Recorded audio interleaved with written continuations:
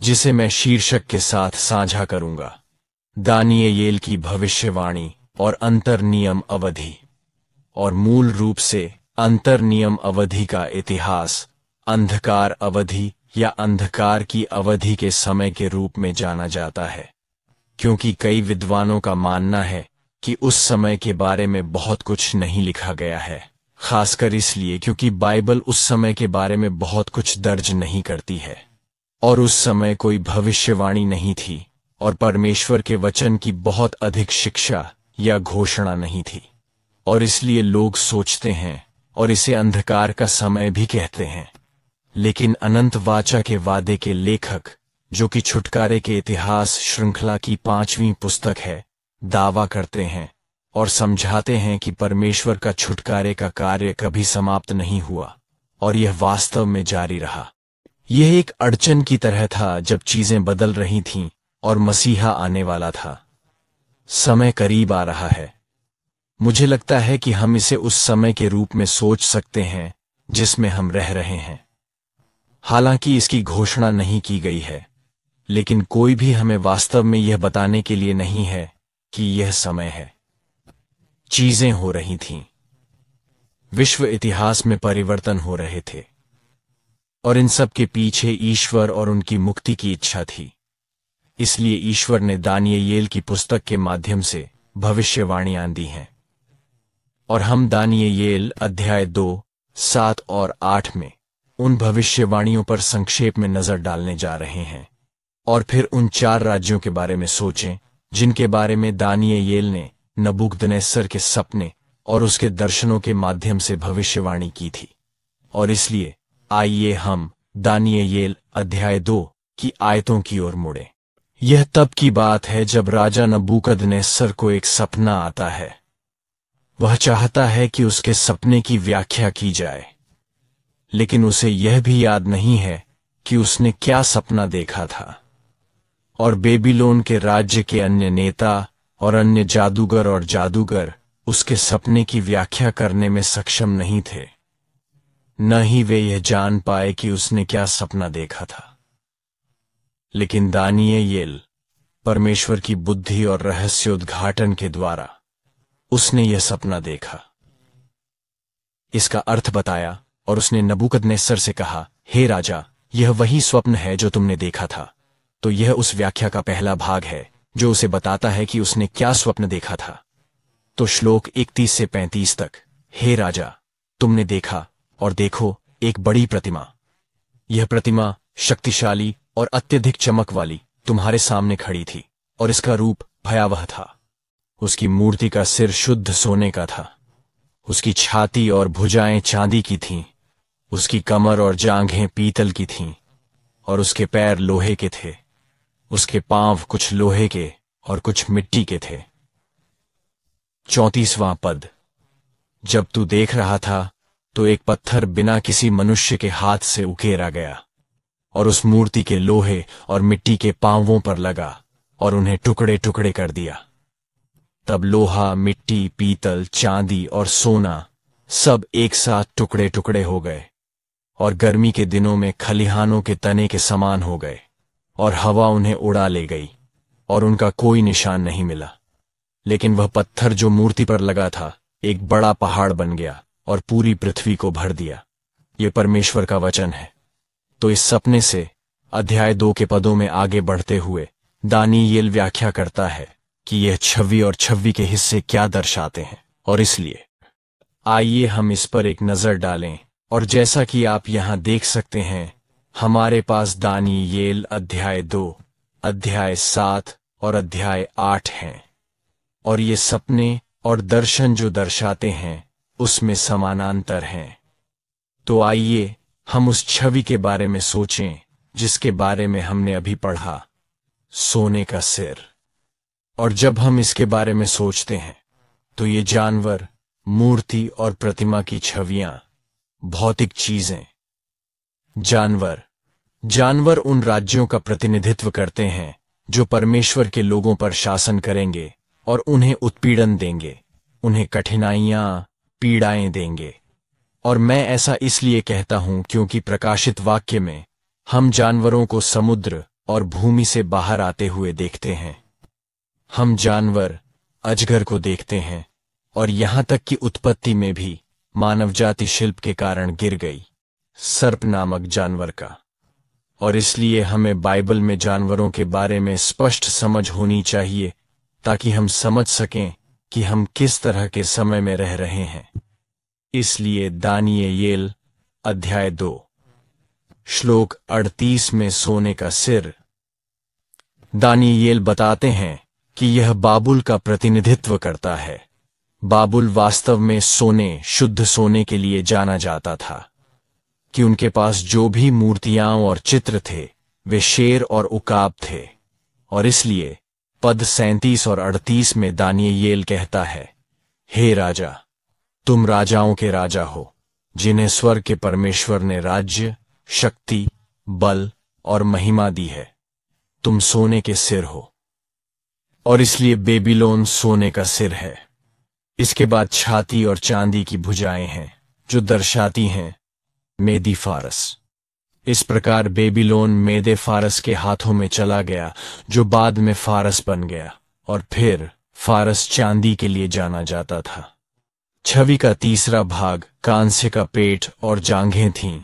मध्य या कांस्य का पेट और जांघें, जो ग्रीस का प्रतिनिधित्व करती हैं।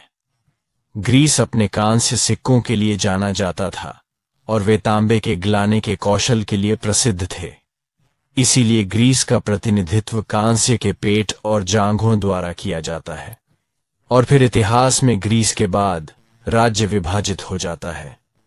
ग्रीस साम्राज्य 4 राज्यों में विभाजित है, जिसका नेतृत्व सिकंदर महान की मृत्यु के बाद 4 जनरलों ने किया था। और फिर लोहे के पैर आए, जो शरीर का प्रतिनिधित्व करते हैं। रोम का प्रतिनिधित्व करता है, और रोम अपने स्टील, लोहे और लोहे से बने हथियारों के लिए जाना जाता था। और फिर रोम के बाद रोमन शासन नष्ट हो गया। कई अन्य रोमन थे जो अन्य राष्ट्रों के साथ मिल गए, जिन्होंने दुनिया पर शासन किया। तो यह रोमन शासन और तथाकथित मसीह विरोधी राष्ट्र के बीच का समय है।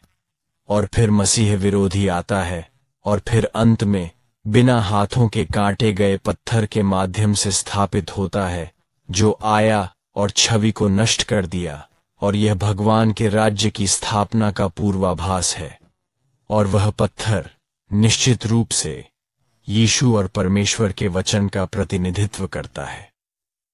और फिर इन छवियों के समानांतर दानियेल के 7वें अध्याय में हम एक शेर को देखते हैं, जिसके पंख उकाब के जैसे हैं। और जैसा कि मैंने पहले बताया, यह बेबीलोन में पाई गई छवियों को भी दर्शाता है। और फिर वहां भालू आता है, जिसके मुंह में 3 पसलियां हैं। और मेदे फारस ने 3 राष्ट्रों या 3 क्षेत्रों, लीडिया, बेबीलोन और मिस्र पर विजय प्राप्त की थी। लीडिया ने 540-46 ईसा पूर्व में, बेबीलोन ने 529 ईसा पूर्व में, और मिस्र ने 525 ईसा पूर्व में। तो उसके मुंह में 3 पसलियां थीं। और फिर ग्रीस का प्रतिनिधित्व एक पक्षी के 4 पंखों वाले तेंदुए द्वारा किया जाता है। तेंदुआ इस धरती पर या जंगल में सबसे तेज स्तनपायी है। इसके अलावा इसमें 4 पंख भी थे, और इसलिए यह न केवल तेज है इस धरती पर, लेकिन यह हवा में भी तेज है ना? और इसलिए 4 पंखों वाला तेंदुआ, और उसके 4 सिर थे, और उसे प्रभुत्व दिया गया। तो तेंदुआ खुद का प्रतिनिधित्व करता है। ग्रीस का नेतृत्व सिकंदर महान ने किया था, लेकिन बाद में 4 प्रमुख, 4 सेनापति सामने आए। माना जाता है कि सिकंदर महान की हत्या संभवतः उनके या उनके अनुयायियों द्वारा की गई थी। और इस तरह 4 सेनापतियों ने ग्रीस के साम्राज्य को विभाजित किया और विभिन्न क्षेत्रों पर शासन किया। हम इसके बारे में बाद में बात करेंगे। और फिर रोम का प्रतिनिधित्व बड़े लोहे के दांतों वाले भयानक और डरावने और बेहद मजबूत जानवर द्वारा किया जाता है। फिर से लोहा रोमनों द्वारा अपने हथियार बनाने के लिए इस्तेमाल की जाने वाली मुख्य सामग्री या धातु है। एक रोमन सैनिक के बारे में कल्पना करें या विचार करें जो धातु का हेलमेट पहने हुए है, या आप इसे क्या कहते हैं, हेलमेट और गियर और ढाल और कवच और हथियार। और इस प्रकार 4 जानवरों के दर्शन में चौथा जानवर, और फिर आपके पास 10 सींग आते हैं, और चौथे जानवर के 10 सींग रोम के बाद आने वाले अन्य राष्ट्रों का प्रतिनिधित्व करते हैं अंत समय तक। और फिर एक और सींग आता है ऊपर दाईं ओर। और फिर हम अध्याय 8 पर जाते हैं। यह बेबीलोन के बारे में ज्यादा नहीं कहता है, लेकिन मध्य फारस के बारे में बताता है। दानियेल अध्याय 8 के श्लोक 3 से 4 और श्लोक 21 में 2 सींग वाले नर मेढ़े का उल्लेख है। सींग का लंबा होना किस बात को संदर्भित करता है?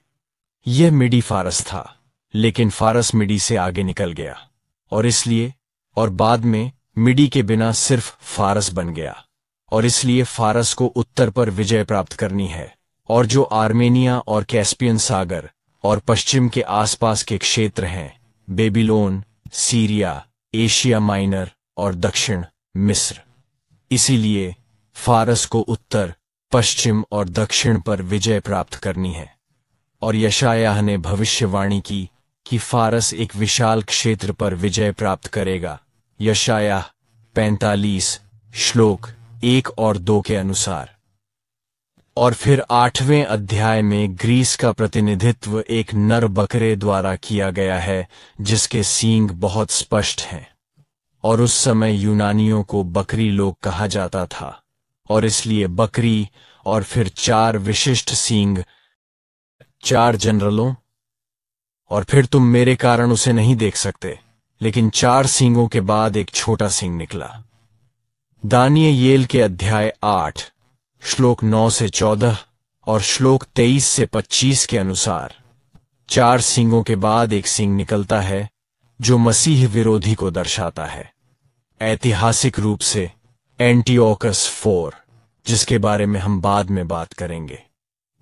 तो यह उन दर्शनों का सारांश है जो परमेश्वर ने दानियेल और राजा नबूकदनेस्सर को दिए थे, और दानियेल को व्याख्या करने की अनुमति दी थी, ताकि हमें न केवल तत्काल इतिहास के बारे में पता चले जो दानियेल के समय के बाद या दानियेल के समय के दौरान और उसके बाद आने वाला था, बल्कि इसने यह भी पूर्वाभास दिया। छायाएं रहस्योद्घाटन में आगे बढ़ती हैं, वह समय, अंत समय जिसमें हम रह रहे हैं। और इस बार यह भी है 4 राज्य जो इस दुनिया को जीतेंगे, 4 जानवर। यह विषय प्रचलित है उत्पत्ति से लेकर यहेजकेल और दानियेल तक, और रहस्योद्घाटन में और उत्पत्ति के 14वें अध्याय में हम देखते हैं अब्राहम 4 संबद्ध राज्यों के खिलाफ लड़ रहा है, और वे नाम भी इन 4 राज्यों का प्रतिनिधित्व करते हैं, और वह उन्हें दूर धकेलकर और उस देश की सीमाओं से बाहर निकालकर जीत हासिल करता है जिसका वादा परमेश्वर ने अब्राहम से किया था। तो हमें अंत में क्या करने की जरूरत है? और जहां अब्राहम ने उन्हें उत्तर में होबा तक खदेड़ दिया, वहां था फरात नदी को सीमा के रूप में माना जाता है। इसलिए अंत में रहस्योद्घाटन में युद्ध, अंतिम युद्ध फरात नदी पर भी होगा। यह दुश्मनों को भूमि से, उस क्षेत्र से बाहर निकालने के लिए युद्ध और लड़ाई है जो परमेश्वर ने हमें दिया है। तो चलिए हम इस बारे में सोचते हैं, लेकिन मुख्य रूप से आज के पाठ और अगले पाठ से, जो कि अंतिम होगा, हम कुछ संक्षेप में फारसी से कुछ विवरणों को देखेंगे। हम बेबीलोन के बारे में बहुत संक्षेप में बात करेंगे, बेबीलोन का पतन, और फिर अंतर्नियम अवधि मुख्य रूप से फारस से लेकर रोमन शासन तक है। तो हम उस इतिहास को देखने जा रहे हैं। उम्मीद है ये इतिहास आपको सोने के लिए बोर नहीं करेगा, लेकिन उस इतिहास में परमेश्वर के काम को खोजने की कोशिश करें। और यह एक ऐसा इतिहास है जो यीशु के आने से ठीक पहले हुआ था। और मेरा मानना है कि हम उस तरह के इतिहास में, उस तरह के समय में रह रहे हैं, प्रभु के वापस आने का इंतजार कर रहे हैं। और यीशु के आने से ठीक पहले क्या क्या हो रहा है, ये इतिहास यहूदिया की भूमि परमेश्वर के लोगों के स्थान पर केंद्रित है। और उस देश के आसपास और उस देश में क्या हो रहा है, उस देश और लोगों पर किसका नियंत्रण है, और लोग किस तरह से प्रतिक्रिया कर रहे हैं, और किस तरह से परमेश्वर इसका उपयोग यीशु मसीह के आगमन की तैयारी के लिए कर रहा है। तो संक्षेप में, असीरियन साम्राज्य का पतन। असीरियन साम्राज्य पहले विश्व शक्ति था इस समय में, और 6 या 8 ईसा पूर्व में अश्शूर के दूसरे राजा अशूर उबलित बेबीलोन के नबूकदनेस्सर के हाथों में गिर गए। इसलिए 6 या 8 ईसा पूर्व अश्शूर बेबीलोन के अधीन हो गया, और बेबीलोन अश्शूर के अधीन एक जागीरदार राज्य था। और 722 से 710 ईसा पूर्व में अस्थायी अवधि के लिए स्वतंत्रता प्राप्त की, और फिर 704 से 703 ईसा पूर्व मेरोदक बलदान के समय में, या जिसे बेरोदक बलदान के नाम से भी जाना जाता है, न कि बेरोकक के समय में। और उस दौरान अश्शूर ने उत्तरी राज्य इज़राइल पर विजय प्राप्त की, और इज़राइल 722 ई.पू में अश्शूर के अधीन हो गया। और फिर बेबीलोन ने असीरिया पर कब्जा कर लिया और विश्व शक्ति बन गया।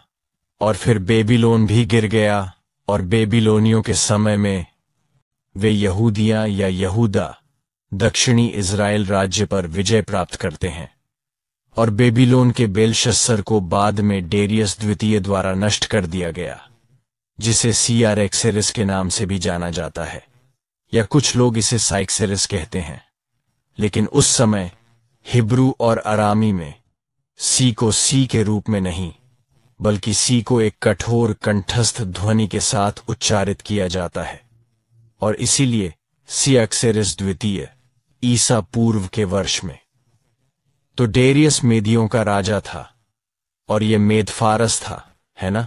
और फारस का राजा, फारस का नेता, वह राजा था जिसे हम साइरस या क्यूरियस के नाम से जानते हैं। तो दानियेल अध्याय 5 श्लोक 30 और 31। तो बेबीलोन मेद फारस के हाथों गिर गया। और यह फारसी शासन ईसा पूर्व से ईसा पूर्व तक चलता है। तो आइए इस बिंदु से फारस से थोड़ा और विस्तार से देखें। और जैसा कि मैंने पहले उल्लेख किया था, डेरियस द्वितीय डेरियस साइरस का चाचा था, और इसलिए साइरस ने डेरियस को शासन करने दिया और पहले सम्राट बनने दिया। लेकिन डेरियस साइरस जितना होशियार, सक्षम और शक्तिशाली नहीं था। इसलिए जल्द ही साइरस ने सत्ता संभाली, भतीजे ने सत्ता संभाली, और वह पूरे क्षेत्र पर अपना प्रभुत्व कैसे स्थापित करने में सफल रहा। साइरस में सहनशीलता थी। अन्य राज्य या शक्तियां, जैसे कि हित्तियों ने उस क्षेत्र के देशों पर पहले शासन किया था, उनमें कोई सहिष्णुता नहीं थी। उन्होंने परंपरा, धर्म, भाषा, संस्कृति और सब कुछ छीन लिया। उन्होंने लोगों को बदलने की कोशिश की, लोगों को अपनी राष्ट्रीयता बदलने के लिए मजबूर किया। लेकिन साइरस थोड़ा अलग था। साइरस ने उन्हें अपनी भाषाएं तब तक रखने दी जब तक वे अरामी बोलते रहे, जो उस समय बेबीलोन या फारसी भाषा थी, आम भाषा। और उसने उन्हें अपना धर्म रखने दिया, हालांकि उसे लगा कि उसका भगवान उससे बेहतर है। और साइरस डेरियस था। मैंने पहले ही इसका उल्लेख किया है, डेरियस का भतीजा। वह डेरियस के पीछे की शक्ति और दिमाग था। और साइरस ने आधिकारिक तौर पर वर्ष के वर्ष में फारसी साम्राज्य के अपने शासन की शुरुआत की, और वर्ष के वर्ष में इज़राइल को वापस लौटने का आदेश दिया। और इज़राइल ने वर्ष के वर्ष में मंदिर का पुनर्निर्माण शुरू किया। इसलिए सत्ता में आने के लगभग तुरंत बाद, क्योंकि उस समय दारा और कुसरू एक साथ थे, वे बेबीलोन पर विजय प्राप्त कर रहे हैं और उस पर कब्जा कर रहे हैं।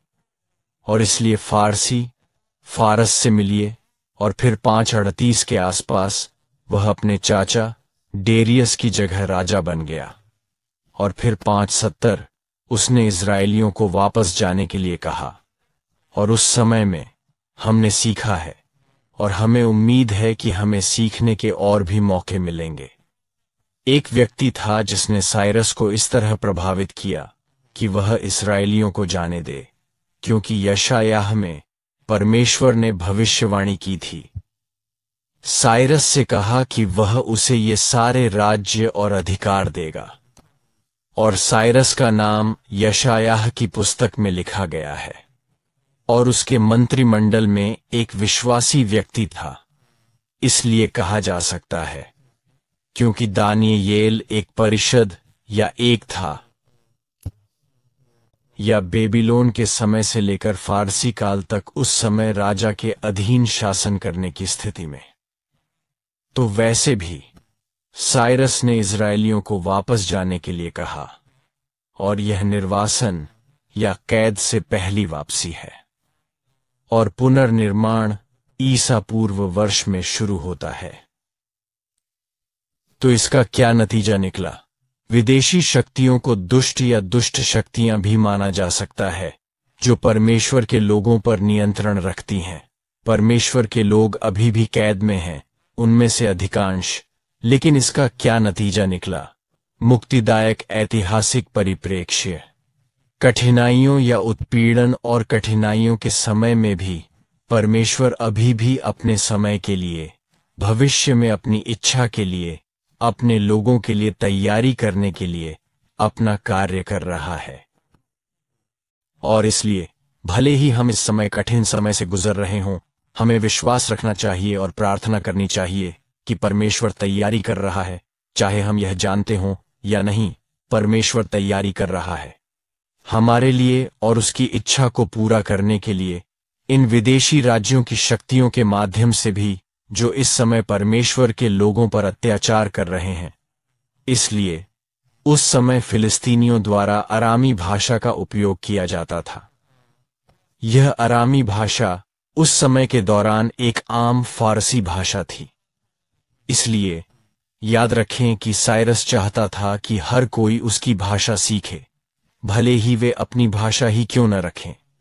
इसलिए फारसियों के शासन के तहत अधिकांश लोग, जो एक बहुत बड़ा क्षेत्र था, उन्होंने सभी ने अरामी भाषा सीखी।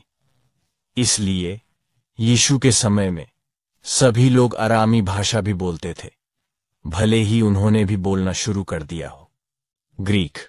लेकिन सिंगापुर में भी आम भाषा अंग्रेजी है, लेकिन फिर बोली जाने वाली पहली भाषा चीनी है। अगर आप एशियाई दिखते हैं तो लोग आपसे पहले चीनी में बात करना शुरू करते हैं। तो आम भाषा क्या है? उस समय यीशु के समय में माना जाता है कि कोइन ग्रीक आम भाषा थी। हालांकि लोग वास्तव में एक दूसरे से अरामी बोलते थे। और इससे जो दूसरी चीज सामने आई वह है डायस्पोरा। डायस्पोरा का मतलब है फैलाव। डायस्पोरा इसलिए हुआ क्योंकि साइरस के समय में उसने लोगों को अलग अलग क्षेत्रों में जाने या स्थानांतरित होने दिया, और इजरायलियों को उनके देश वापस आने की अनुमति देना एक हिस्सा था। लेकिन अन्य लोग बेबीलोन क्षेत्र या फारसी क्षेत्रों में फैले हुए थे। वे गए, उन्होंने आराधनालय स्थापित किए, और यही कारण है कि यीशु और प्रेरित पौलुस के समय में हर जगह आराधनालय थे, क्योंकि इस समय के दौरान इजरायलियों ने मंदिर खो दिया था। वे कहीं न कहीं पूजा करना चाहते थे, और इसलिए हर क्षेत्र या शहर में उन्होंने आराधनालय बनाना शुरू कर दिया। तो फिर से एक तैयारी जो परमेश्वर अपने लोगों को भविष्य के सुसमाचार प्रचार उद्देश्यों के लिए करने की अनुमति दे रहा था। और फिर आता है फारस का अर्तक्षत्र। और आपको शायद 300 फिल्म में अर्तक्षत्र नाम का एक किरदार याद होगा। और यह अर्तक्षत्र काफी शक्तिशाली था, साइरस का परपोता। और उसने ईसा पूर्व से लेकर ईसा पूर्व तक शासन किया। वह यूनानियों से लड़ना चाहता था, मिस्र पर। और मिस्र और बेबीलोनियों और फारसियों और बाद में यूनानियों और रोमनों के बीच हमेशा सत्ता संघर्ष होता था। मिस्र एक अच्छी भूमि थी, मुझे लगता है, और एक ऐसी भूमि जिसे हर कोई जीतना चाहता था। इसलिए वह मिस्र पर यूनानियों से लड़ना चाहता था और सैन्य अभियान शुरू कर दिया। और बेबीलोन से जाने के लिए अगर मैं यहां खींच सकता हूं, बेबीलोन था, बेबीलोन और फारस इस तरफ थे, इस तरफ, और फिर मिस्र इस तरफ था, और यह था इज़राइल। यह इज़राइल था। तो उन तक पहुंचने के लिए यह इज़राइल एक बहुत ही रणनीतिक स्थान और जगह थी। इसलिए अरतक्षत्र क्या करना चाहता था? वह यहां शहर की दीवारें बनाना चाहता था। वह यहां दीवारें बनाना चाहता था ताकि यह मिस्रियों द्वारा हमला करने और वापस आक्रमण करने और फारस पर कब्जा करने की स्थिति में सुरक्षा और बफर की तरह बन सके। इसीलिए इज़राइल एक रणनीतिक स्थान था। इसीलिए यह इस मिशन को पूरा करने में एक महत्वपूर्ण स्थान था, क्योंकि यह सबसे नजदीकी देश या जगह थी जहां वह सेना का आयोजन कर सकता था और एक बफर देश के रूप में उपयोग कर सकता था। इसलिए उसने यहूदियों को शहर का पुनर्निर्माण करने दिया। वह वास्तव में शहर की दीवारें चाहता था। इसलिए उसने नहमायाह और एजरा को वापस जाने और शहर की दीवारें बनाने दिया, है ना? ऐसा लग रहा था कि वह अच्छा व्यवहार कर रहा था, लेकिन उसका अपना एजेंडा था। कभी कभी भगवान उन्हें यह सोचने की अनुमति देता है कि वे भगवान के लोगों का उपयोग कर रहे हैं, लेकिन फिर भगवान वास्तव में उनका उपयोग कर रहे हैं। क्या आप समझते हैं? और इसलिए भगवान का यह कितना अद्भुत है। इसका परिणाम यह हुआ कि जो लोग वापस लौट आए, इजरायली या यहूदा के लोग, वे अब अलग थलग पड़ गए। अर्थात उनके पास विदेशी देशों से कोई आयात या इनपुट नहीं था। अब वे पश्चातापी हैं। वे अपने किए गए गलत कामों के लिए पश्चाताप कर रहे हैं, जिसके कारण उन्हें बंदी बनाकर भेजा गया और मंदिर से हाथ धोना पड़ा। ऐसा इसलिए है क्योंकि वे विदेशी देवताओं और मूर्तियों और प्रभाव को स्वीकार किया और यहूदा के लोगों को प्रभावित करने की अनुमति दी, और अंततः वे उन मूर्तियों की पूजा करने लगे। और इसलिए उन्होंने फैसला किया, ठीक है, जब हम वापस जाते हैं तो हमें पवित्र रहना होगा, सभी अन्य देशों से अलग रहना होगा। इसलिए उन्होंने खुद को अलग कर लिया। ठीक है। परमेश्वर की कृपा से यहूदियों की समृद्धि बढ़ती गई, और इस दौरान यहूदियों ने खुद को अन्य संस्कृतियों और राष्ट्रों से अलग कर लिया, और उन्होंने परमेश्वर के वचन पर ध्यान केंद्रित करना शुरू कर दिया। याद रखें, कैद के दौरान उन्होंने परमेश्वर के वचन की पुस्तकें खो दी, उन्होंने मंदिर खो दिया। तो इस बार वे कह रहे हैं, हमें परमेश्वर के वचन को सुरक्षित रखने की आवश्यकता है। और इसलिए उनके पास शास्त्री थे और उनके पास ऐसे लोग थे जो बहुत रूढ़िवादी तरीके से शिक्षा दे रहे थे। इस अलगाव के कारण वे धार्मिक रूप से बहुत रूढ़िवादी हो गए और कानून पर ध्यान केंद्रित किया। और इन शिक्षकों और कानून के रखवालों को हसीदीम कहा जाता है, जिन्हें बाद में यीशु के समय में फरीसी कहा गया।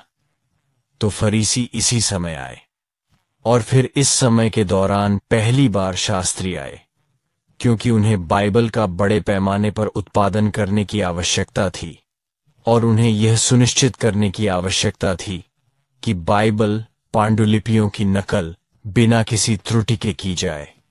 इसलिए उनके पास अलग अलग नियम थे। पांडुलिपियों की नकल करने और उत्पादन करने के लिए बहुत सख्त नियम थे, जैसे कि जब शब्द भगवान का नाम यहोवा प्रकट होता है और लेखक को इसे लिखना होता है और जाकर नहाना होता है, या इसे लिखने से पहले जाकर नहाना होता है। इसलिए अगर यहोवा कई बार प्रकट होता है तो वे एक ही पृष्ठ पर कई बार नहाते हैं। और अगर वे कोई गलती करते हैं तो उन्हें पूरी चीज फेंकनी होगी और सब कुछ फिर से शुरू करना होगा। और इसलिए, लेकिन बाद में उस नियम को भी थोड़ा थोड़ा करके तोड़ा गया। इसलिए तीसरी वापसी 444 ईसा पूर्व थी। आइए हम इस सामरी विवाद के बारे में सोचें और फिर हम अगली बार अगले व्याख्यान में यूनानियों और रोमनों के समय के शेष भाग को जारी रखेंगे। तो इस समय के दौरान सामरी विवाद बढ़ गया था या यह बदतर हो गया था? जब यहूदा के लोगों को बंदी बनाकर बेबीलोन ले जाया गया तो कुछ लोग भागकर पास के सामरिया चले गए और वहां की गैर यहूदी महिलाओं से शादी कर ली, और इस तरह उनके बच्चे यहूदी और गैर यहूदियों के खून से बने, और उसके बाद की पीढ़ियों को सामरी कहा गया। वे इस बात से क्रोधित थे कि उन्होंने राष्ट्र को धोखा दिया, परमेश्वर को धोखा दिया, अपने लोगों को धोखा दिया, और सामरिया भाग गए। और इसलिए जब वे वापस आए तो उन्होंने उन्हें मनुष्य भी नहीं माना। उन्होंने उन्हें अन्य गैर यहूदियों से भी कमतर समझा, और वे बस नफरत तो बस इतनी सी थी, कोई अंत नहीं। तो सामरिया गलील और यहूदिया के बीच स्थित था, क्योंकि यह फिर से भूमध्य सागर है और यह गलील का सागर है, और इसीलिए यह गलील है, और यहां सामरिया है, और यह यरूशलेम है।